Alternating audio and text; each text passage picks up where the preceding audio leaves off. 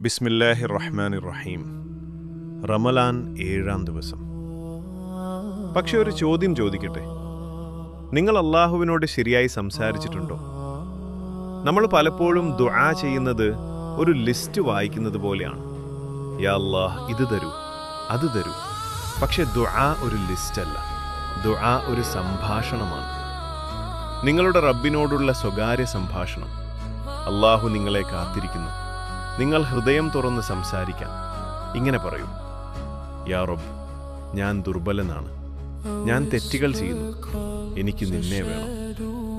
നിങ്ങൾ കരഞ്ഞില്ലെങ്കിൽ പ്രശ്നമില്ല, വാക്കുകൾ മനോഹരമല്ലെങ്കിൽ പ്രശ്നമില്ല, പക്ഷേ സത്യസന്ധമായ ഹൃദയം വേണം.